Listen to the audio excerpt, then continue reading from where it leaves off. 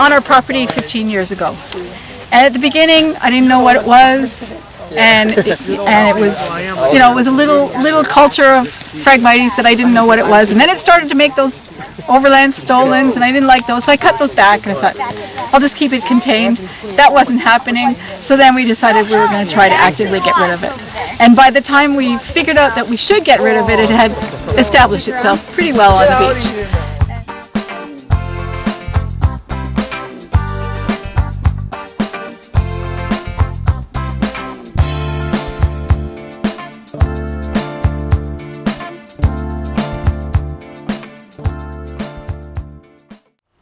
Okay, my name's Lynn Short, and I'm a temporary resident of Wymbolwood Beach. I have a home in Toronto, and I teach at Humber College in horticulture.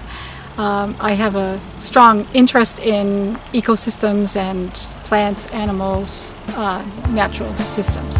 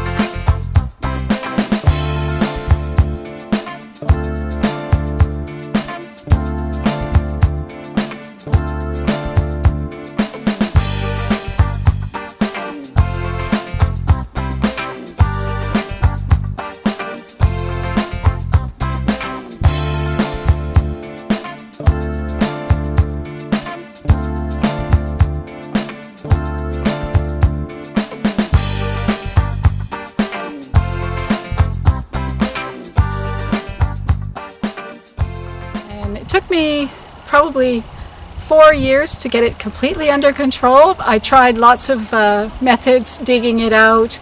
I tried cutting it down with a weed whacker. I tried all kinds of things, and eventually we came to the conclusion that the only way to get rid of it was to remove all of the stalks under the soil surface with a spade. So that's what we did. We started cutting it, and then we started seeing results in terms of control.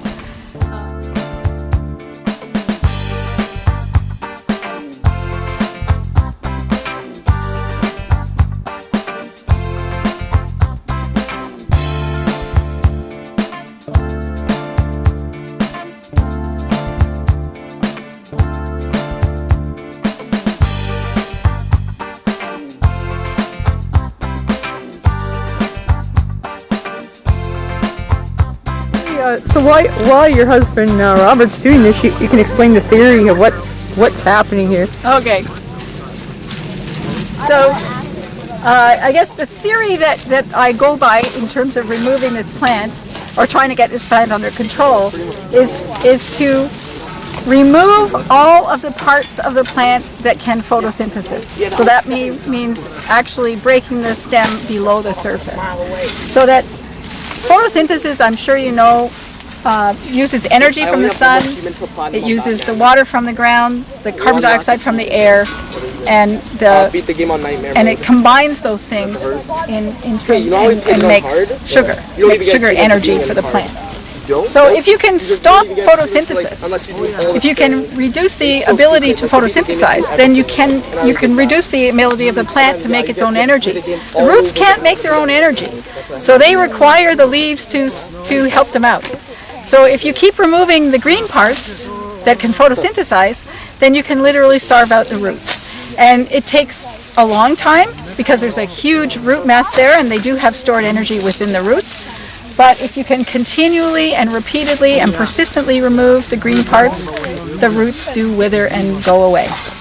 And with Phragmites, it doesn't give up easily, so you have to do that for probably 4 or 5 years persistently. But it does work. but then you always have to be vigilant, because the plant is always going to try to sneak back into the environment. The seeds are around from other sources. They come and they blow and they start on your property again. So every year you just have to be watching. But it's a little bit like dandelions, or you may get rid of them all this year, but next year there'll be some more coming back to your lawn. So they're just the same.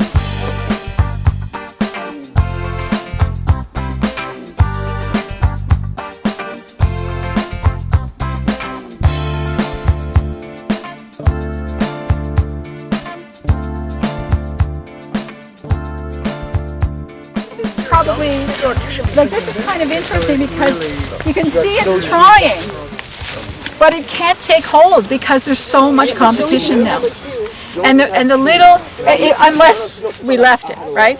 But we keep removing this, and then this gets to be the winner. And so, and in here. So I actually go in there. Look at that. There's a different kind of aster in there too. See them all through there, the delicate ones? I know, once you get started. It's hard to stop. So, and then there's just the two kinds of goldenrod. And then there's this beach grass, the Indian grass. I love all of this. It's so neat to see it all. You have to believe you can outsmart a plant. And what was it like 5 years ago?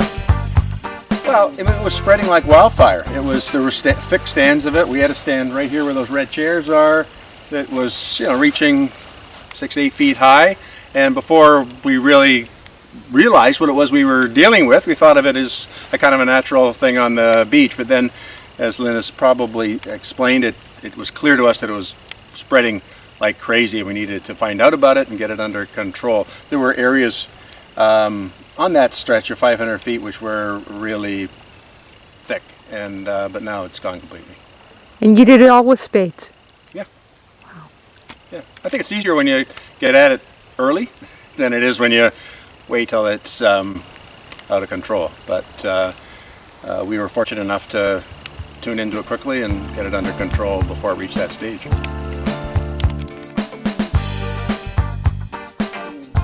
I started then talking to my neighbors and encouraging them to get it under control, and also talking to the beach association and encouraging more and more residents to get it under control as well.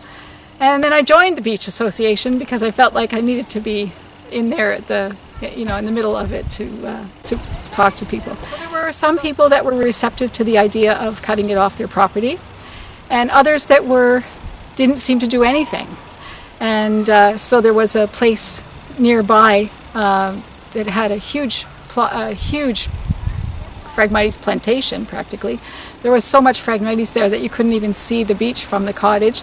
I didn't know the resident there, but I knew that they were making a lot of seeds, and so there was a group of us that got together and decided we were going to cut off all the flower heads to stop the seed spread over to our properties. While we were doing that, the resident came down to the beach and asked us what we were doing, and my husband was very annoyed with me because we were on private property doing that.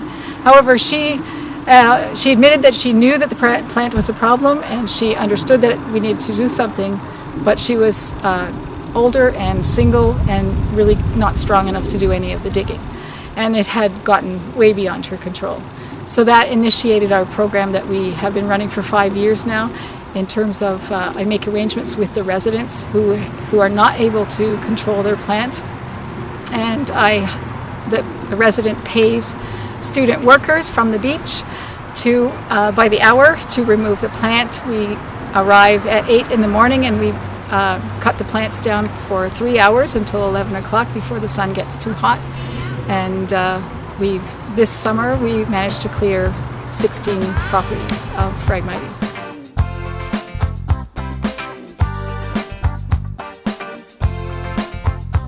So this is the crew for today. Okay. This is Ben, and his grandmother has a cottage up the way. And this is Logan, and his parents have a cottage down this way. And behind is Christian, and this is Christian's first day doing this. He came up to visit his brother and his sister and his cousin, who are staying at their grandmother's cottage just down the way. And Anthony and Joseph and Annalise have been working with me for a couple of years. And this is Christian's first day. And Logan and Ben just started working with me this month. Okay. So they're all, and they're all helping each other. They look at the things. And Joseph's don't tell me he's another wasp. He has a deer fly. Joseph's specialty is attracting the insects. Because the wasps and the deer flies always go to him, not the rest of us. So what do you think about this work? It's hard, but it's good because like you get paid and you get muscles.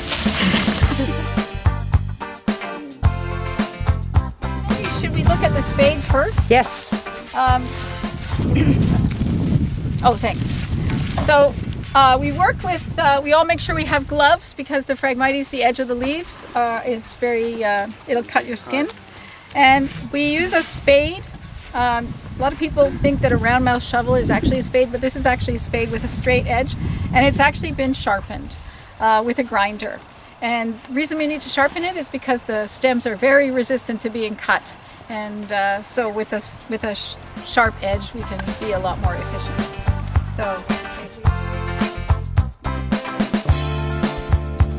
So the goal is to try to remove only the Phragmites and leave the rest behind. Some of it does get trampled, but the majority of the stuff remains and stays alive. So they're cutting the plants, they get a big handful of them, and then they bring them back and put them in a pile.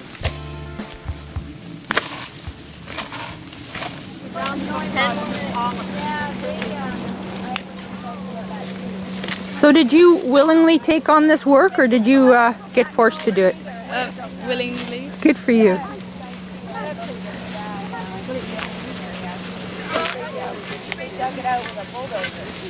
I got voluntold. And how's that going? That's not bad though. Yeah. I would have done it on my own. It's good. Have you been doing it all summer? This is my first day. Oh, okay. I'm in school still. Yeah. My program goes through the summer.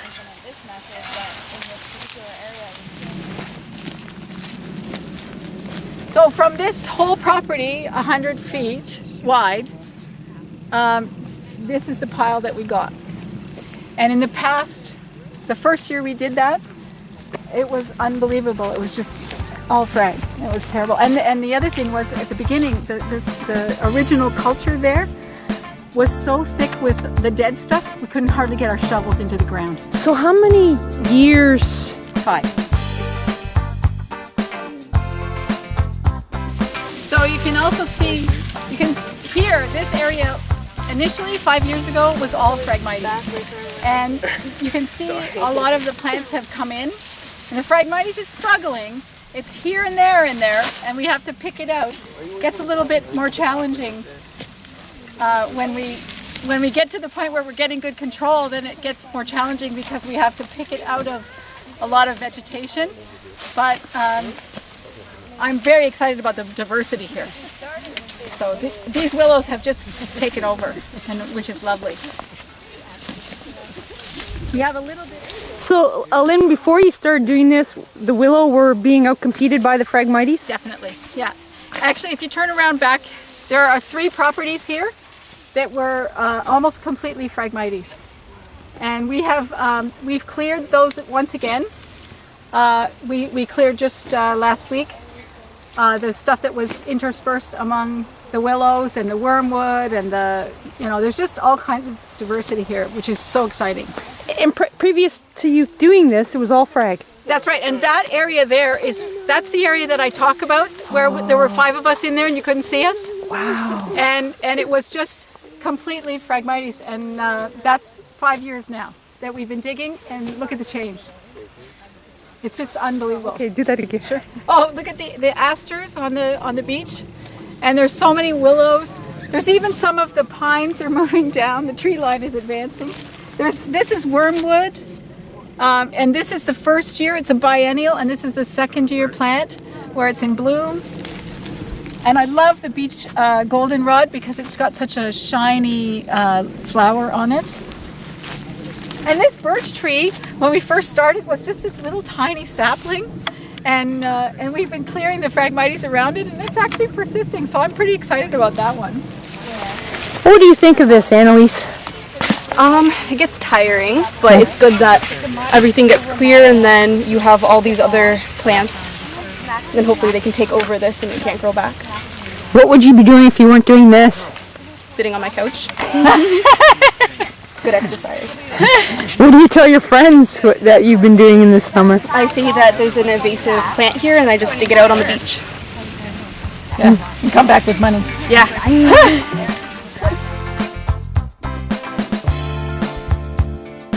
We offer the option for the students that either we bag the material and they take it to the composting facility, the local composting facility, or they can burn it. And so this resident wants us to bag it, so we're doing that. So we fold it all up and put it in the bags, and then we just put it behind their cottage and they take it to the dump. And because we don't have collection here except in the early spring and late fall. What about just letting it dry out and burn? Is that an option for you? Yeah, and actually, do you want me? So when we're bagging, we want to take a very small handful, and then we bend it so that it fits into the bag, so that it doesn't come through the bag. So we bend it into a small little bundle, and then we take it and place it in the bag and try to shove it down and get as much as we can in the bag. It's easier if you bend it all before you put it in the bag than try and bend it when it's in the bag.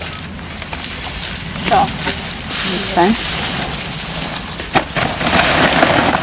And then when the bag's full, close it off and take it up to the cottage resident, the resident's place where he's going to bend some frags. And how do you recruit your workers here, Lynn? Oh, well, I write an article every year for... Marry them. Marry them. My husband. And the younger ones. Yes.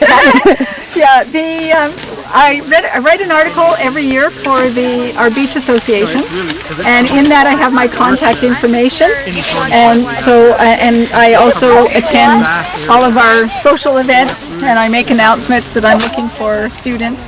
So I have contact information in the Beach Association yearbook, and then it's also by word of mouth.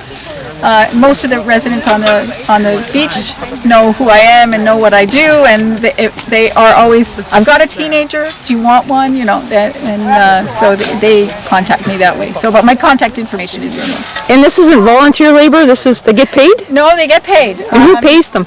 The resident, this is private property that they're working on, so the resident pays the students $12 an hour, which is great wages, but it's hard work. And I volunteer my time to organize this and supervise the students, and the resident pays per hour for the students. And do you And what's your definition of a nice beach? With lots of variety of plants, of course.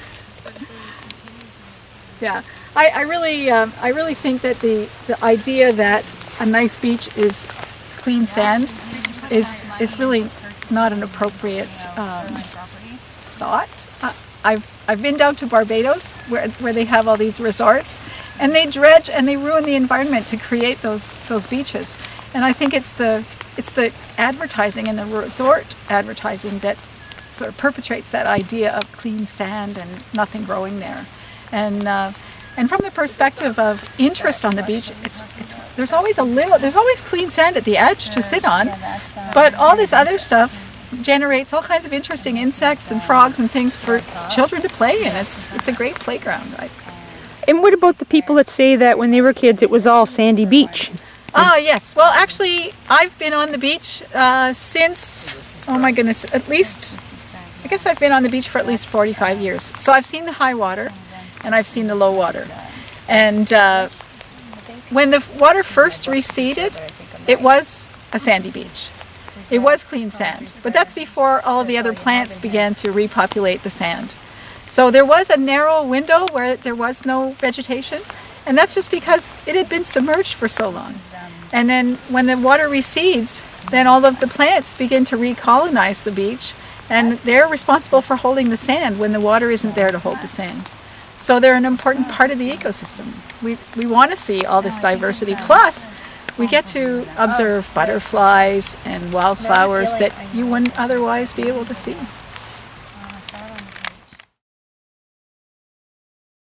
That's the way it's gone, but we have noticed over the last 5 to 10 years a huge difference in the control that we've got on the plant, and there are many sections of the beach where you don't see any Phragmites at all, and that's not because it didn't grow there, it's because it's under control and repeatedly under control. So, Leave no Phragmites!